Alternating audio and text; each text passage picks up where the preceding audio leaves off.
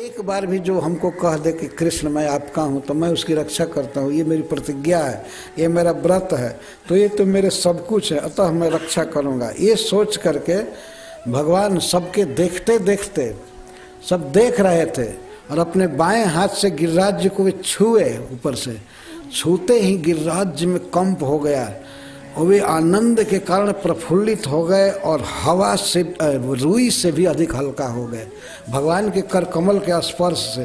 भगवान ने ऐसे छुआ और छूते ही वे अपने आप हल्के होने लगे, ऐसे ऊपर हुए और भगवान ने अपने कनिष्ठा उंगली से टांग लिया सबके देखते देखते।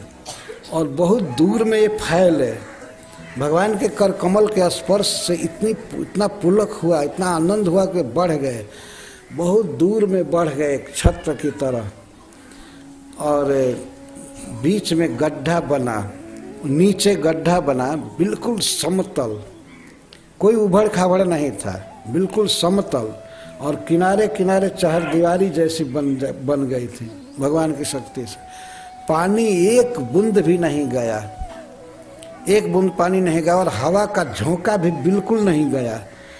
बाहर वर्षा हो रही थी, झरझर और तड़ बादल गरज रहे थे, बिजली चमक रही थी, सब हो रहा था, ओला बरस रहा था, ये सब हो रहा था। 7 दिन तक अखंड वर्षा होती रही, 7 दिन। इंद्र भी सप्ताह किए तो भगवान भी सप्ताह किए, 7 दिन गोवर्धन धारण किए रहे। उल्टे क्या था कि गोवर्धन के गर्त में नीचे जो गड्ढा बना तो वह बहुत सुंदर हुआ। समस्त गोपीजन भगवान के पास थे, माँ जसोदा थे, नंद बाबा थे, सारे ग्वाल सब थे, और अपने अपने भाव के अनुसार कृष्ण प्रकट थे।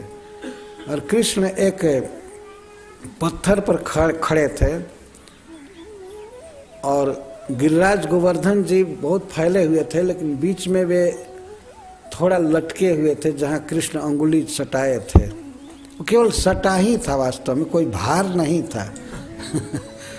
गिरिराज जी भगवान के कर कमल के स्पर्श से इतने सुखी थे कि वे बिल्कुल हल्के हो गए, हवा के समान। भगवान पर कोई भार नहीं था, फिर भी इस मुद्रा में खड़े रहे। और कितने दिन खड़े रहे? 7 दिन, क्योंकि इंद्र ने 7 दिन वर्षा किया। दिन का अर्थ है 7 दिन और 7 रात, जैसे वर्षा होती रही। ब्रजवासी सब भीतर थे, वहाँ बिल्कुल समशीतोष्ण वातावरण था, बल्कि बाहर ठंडा था खूब और भीतर गर्म बिल्कुल था। सब लोग आराम से थे, कोई ठंडा का अनुभव नहीं हो रहा था। भगवान के साथ रहने का मौका मिला श्री राधा रानी को और गोपियों को। सब कृष्ण का मुख देख रहे थे और कृष्ण हंस रहे थे। कोई भार था ही नहीं तो क्या करें।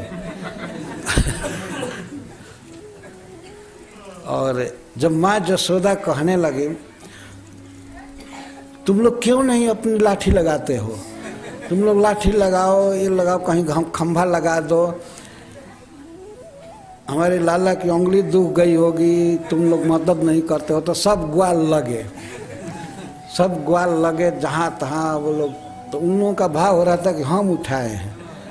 तो कृष्ण को तो एक बच्चा समझते थे, भगवान की शक्ति से, नारायण की शक्ति से उठा लिया है, दूसरी बात है, लेकिन वो कृष्ण को बच्चा ही समझते थे।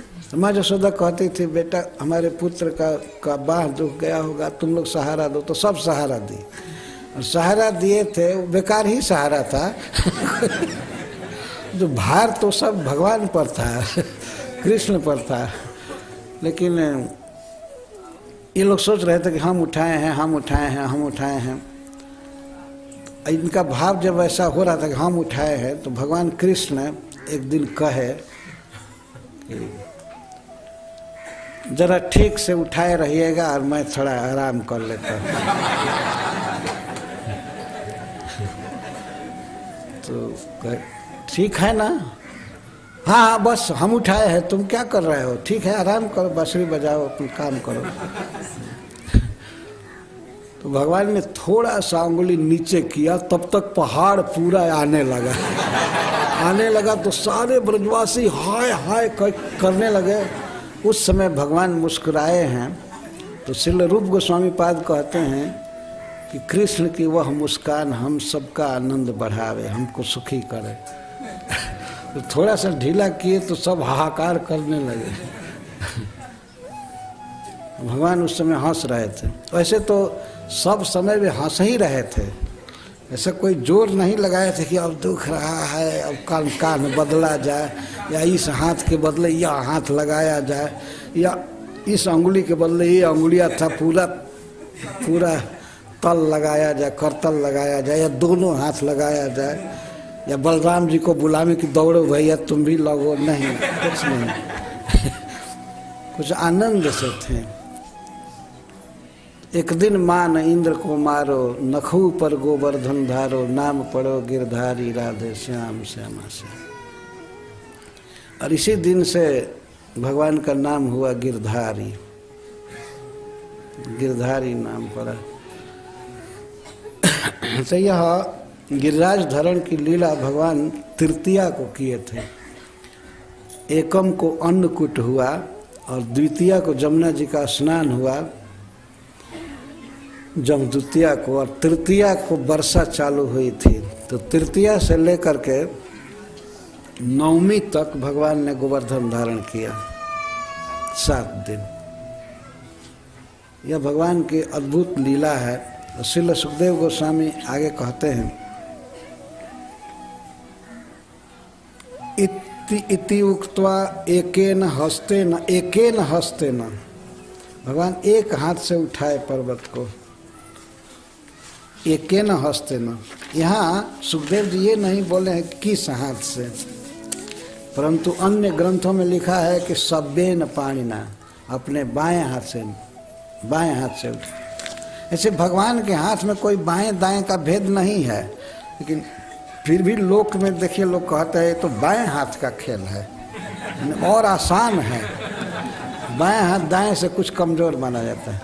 पर किसी किसी का बायां हाथ ही ज़्यादा मजबूत होता है, उसी से वो लिखते हैं। कोई बाएं हाथ से काम लेते हैं। जनरली दाहिना हाथ ज़्यादा एक्टिव होता है। भगवान ने दिखाया कि इस हाथ से क्या, इस बाएं हाथ से, और वो भी एक नख अंगुली से, और अंगुली पर भी नख पर धारण किए थे। गिरिराज जी आनंद से भगवान के कर कमल पर विराजमान थे। Hare Krishna, Krishna Krishna, Hare Hare, Hare Rama,